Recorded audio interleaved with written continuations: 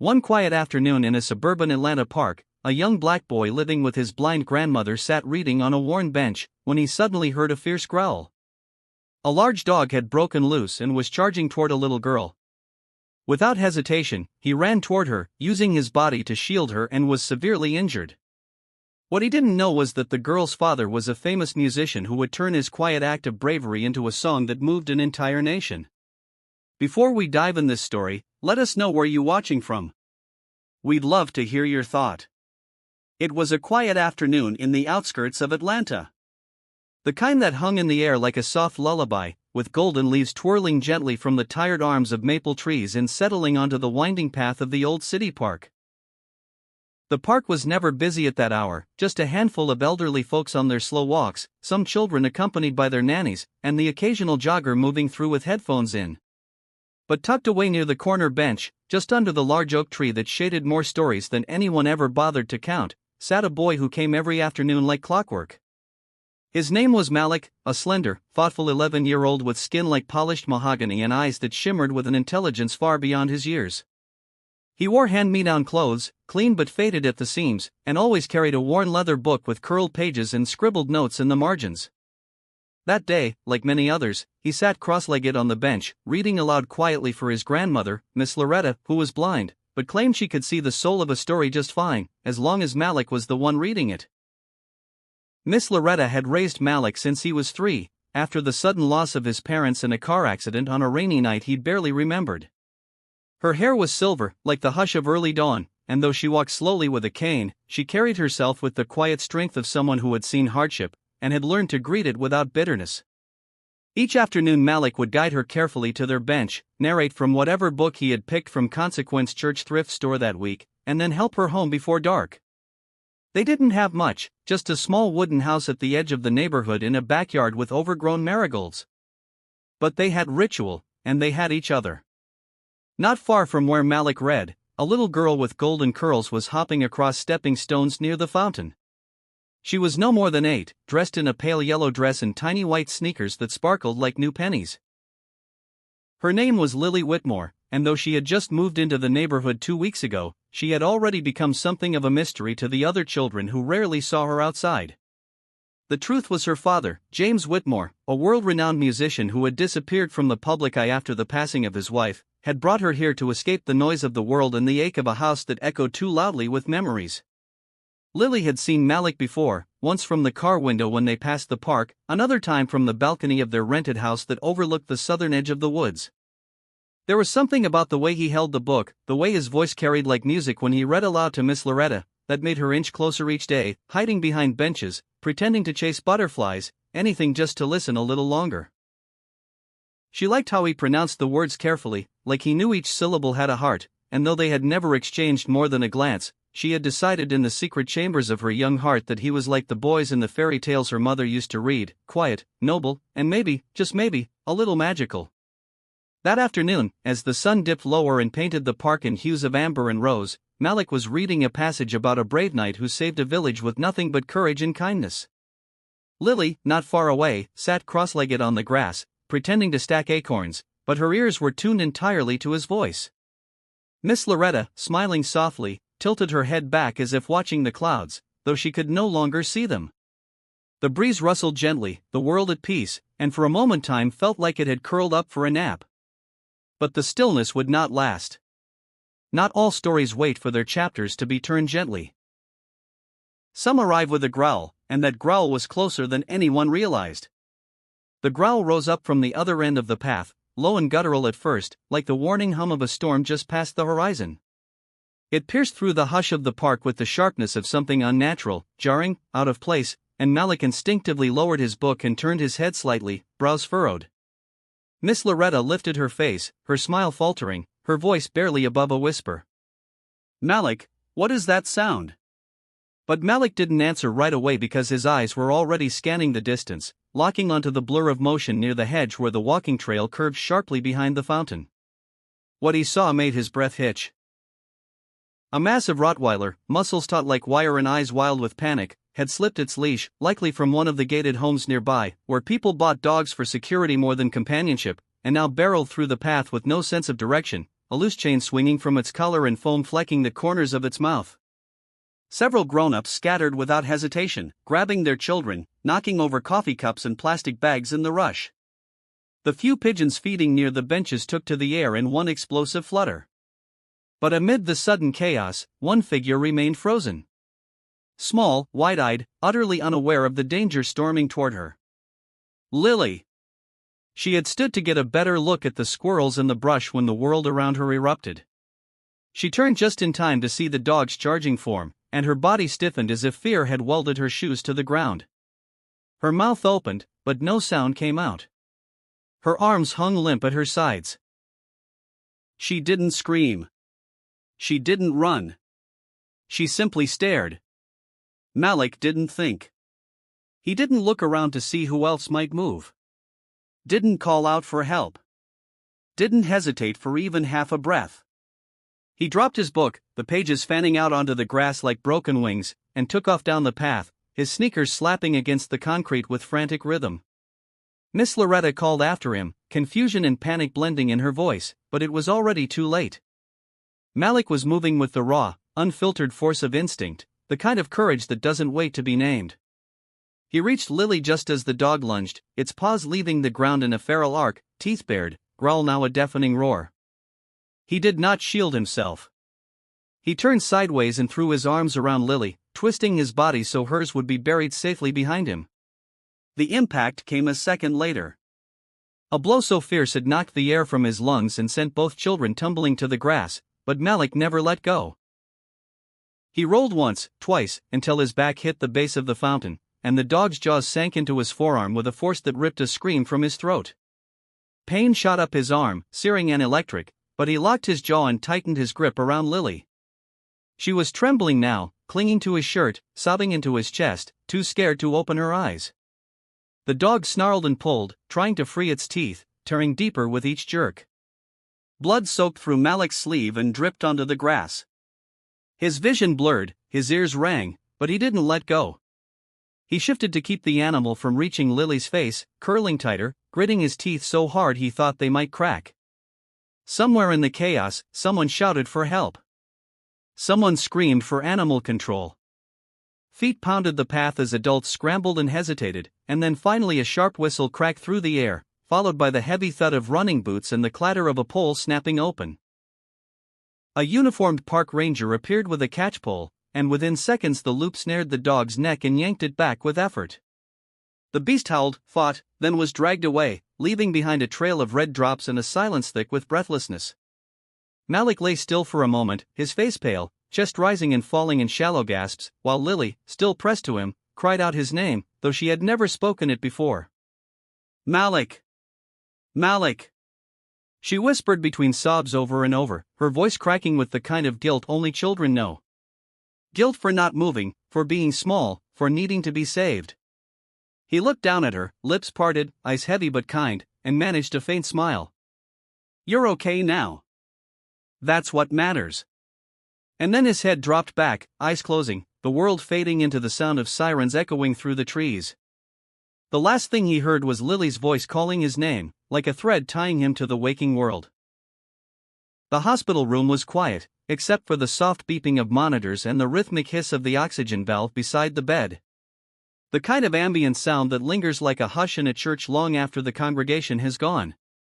Malik lay motionless beneath a thin blue blanket, his right arm wrapped tightly in gauze and elevated, faint bruises darkening across his ribs, a butterfly-shaped cut above his eyebrow that had been stitched carefully by a nurse who tried her best not to cry as she worked. His skin was pale in the fluorescent light, his small chest rising and falling with a slowness that made even the machines seem hesitant. Beside him sat Miss Loretta, her hand curled gently around his uninjured fingers, whispering prayers that trembled at the edges, prayers that sounded less like supplication and more like a conversation with someone she trusted too deeply to question. Even now, no one had asked much about Malik when the ambulance had arrived. He had no parents to call, no family contact except an elderly grandmother who had to be escorted into the back of a squad car because she refused politely but firmly to let anyone else explain what had happened. The paramedics, though efficient, seemed uncertain about the boy, about what to do with a name that didn't match any school emergency forms or insurance number. And so Malik, brave and bleeding, was taken to the general ward like any child without title or attention, placed in a small corner room at the end of a hallway filled with more prominent cases. Kids with worried parents pacing outside with bright bouquets and get-well balloons crowding their windowsills. Lily, however, didn't forget. She hadn't stopped shaking until hours later, tucked beneath 3 blankets in her father's arms, her cheeks still damp, her voice hoarse from crying. She didn't say much, not at first, just the name over and over again. And when James Whitmore finally coaxed her into calm, when he offered her hot cocoa and a lullaby on the same piano he hadn't touched in months, she looked up at him with eyes too old for her age and said simply, "He saved me, Daddy," and no one even thanked him. James, for a moment, couldn't speak because he had seen the boy. Briefly, just as the paramedics pulled him away, just as his own daughter was passed into his arms, he had looked into that boy's face and seen not fear, not anger, but something far more powerful. Resolve, a quiet sort of dignity, the kind that doesn't shout or demand attention, but shines in silence like a candle in a darkened room. And he had let that moment pass. He had turned away.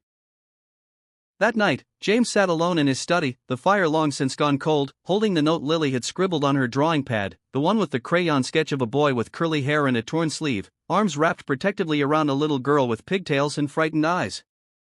At the bottom, she had written in crooked, determined letters, "Malik is a hero." He traced the name with his fingertip, then stood up slowly, crossed the room, and pulled open the drawer where he kept the old press contacts he had tried to forget. Fame had come to him uninvited years ago, through songs that had poured from his grief like rain from a storm-heavy sky, and he had walked away from the spotlight when it began to feel more like a prison than a platform. But now something stirred in him, something that had been asleep since the day he'd buried Lily's mother. A sense of duty perhaps, or just the stubborn ache to make something right. By morning there were calls. Quiet at first, then a ripple, then a wave. The local hospital director received a polite but pointed inquiry about a boy named Malik, admitted after a dog attack, currently in pediatric recovery without insurance. A modest room was upgraded. A private nurse was assigned. Within hours, the whispers reached the press. They didn't come because of Malik. They came because James Whitmore, the reclusive genius of 3 platinum albums and a decade-long silence, had spoken. But when they came, when the cameras rolled and questions flew, he didn't talk about himself. He told them about a boy. A boy with eyes like firelight, who stepped in front of danger without promise of reward, who held no name that the world would recognize, but whose heart in that moment was larger than the world had room for. And while the cameras clicked and the story spread, Malik slept on, unaware that the world beyond his small window had begun to shift. Not because he asked it to, but because for the first time in a long time, someone saw his light and refused to let it flicker.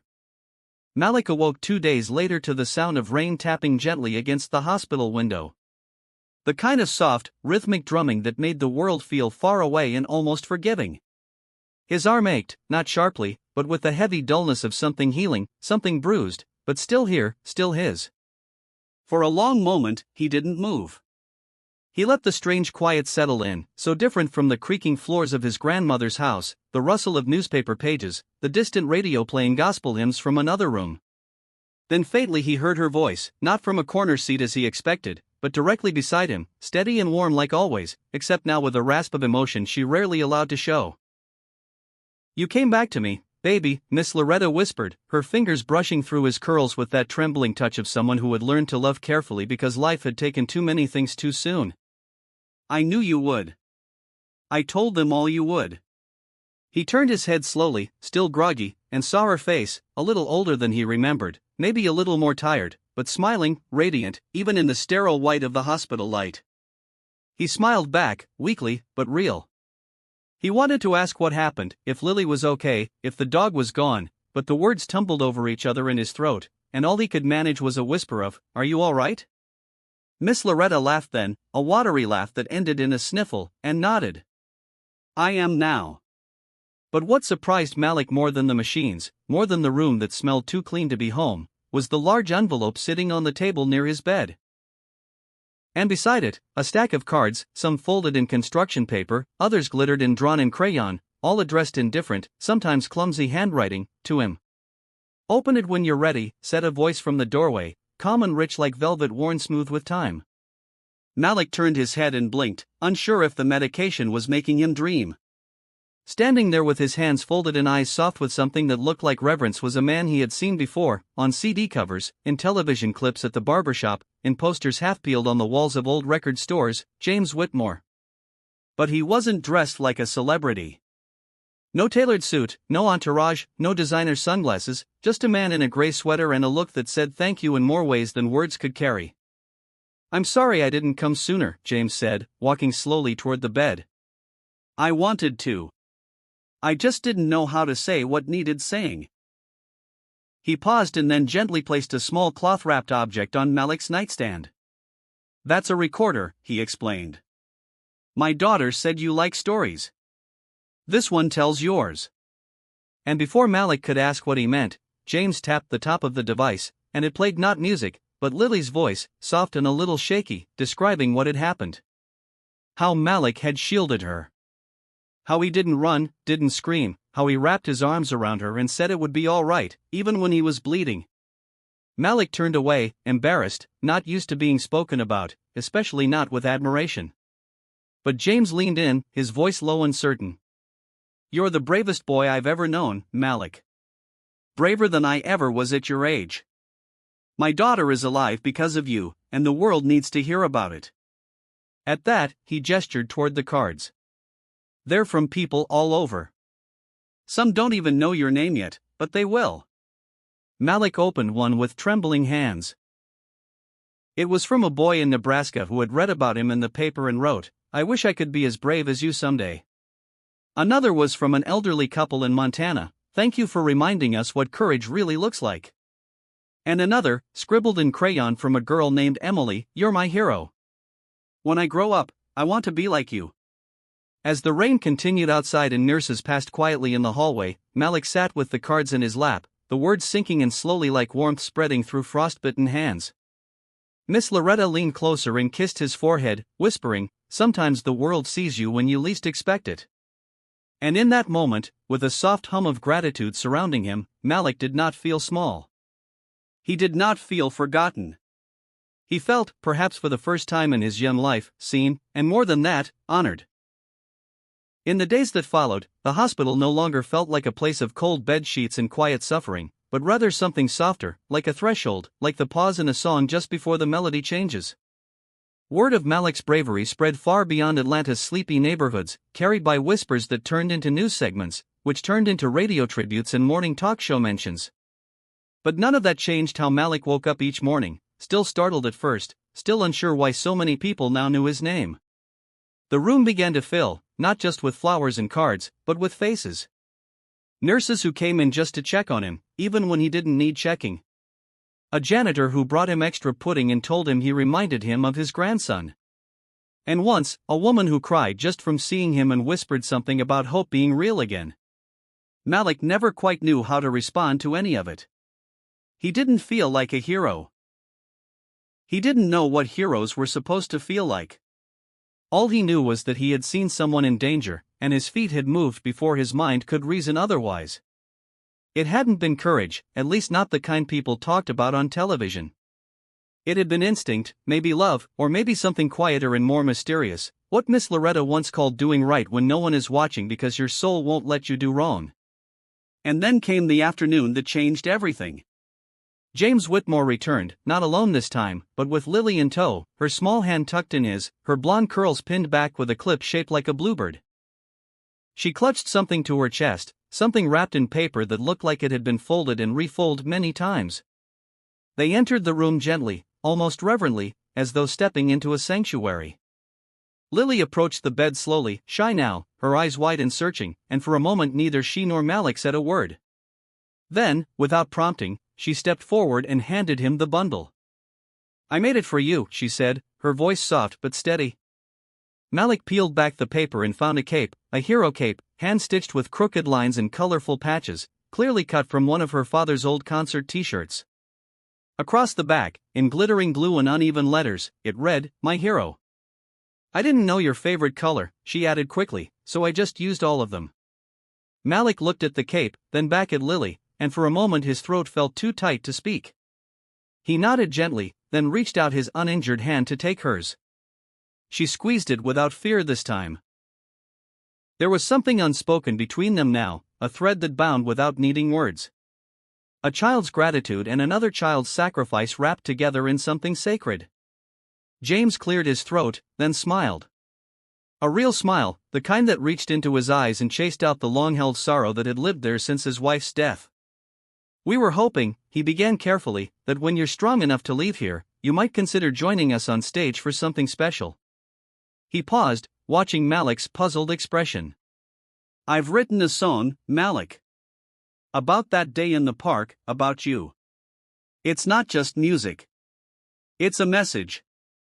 People need to hear what it means to act from the heart." Miss Loretta straightened in her chair, her hands still resting protectively on her grandson's arm. "He's never been on a stage," she said gently, not in objection, but more like a reminder. James nodded. "Neither had I, once." The event was planned quickly, though not rushed. It was to be held in the park, the same park where it all happened, but now with a raised wooden platform, rows of folding chairs, and lanterns strung like fireflies overhead. The mayor would attend. So would news crews, local families, church elders, and school children. But more than any of that, Malik's classmates came, some who had barely known him before, some who had never spoken his name. They came because they had heard the story, and they wanted to see for themselves the boy who had done something most grown men hesitated to do. When Malik took the stage, guided by Miss Loretta on one side and Lily on the other, he wore the cape proudly, its patchwork fluttering in the warm evening breeze. He didn't speak, not at first. James stood beside him with a guitar in hand, adjusting the mic, then gave Malik a nod, and with the first gentle strum of strings, the world seemed to quiet. The song, titled "The Boy in the Cape," wasn't loud or dramatic. It was slow, deliberate, and tender, woven with lyrics that painted Malik not as a myth, but as a child who made a choice when no one asked him to. As the final notes drifted into silence, the crowd stood, not out of obligation, not because they had been prompted, but because something in them recognized truth when they heard it. Malik looked out over the sea of faces, and for the first time, he understood what it meant to be seen, not for what you have or what you wear, but for who you are when the world turns away. And in that moment, with the stars above him and the cape brushing against the backs of his legs, Malik didn't feel like a boy from the margins of the neighborhood. He felt like what Lily had written across her drawing. He felt, simply and profoundly, like someone who mattered. Join us to share meaningful stories by hitting the like and subscribe buttons. Don't forget to turn on the notification bell to start your day with profound lessons and heartfelt empathy.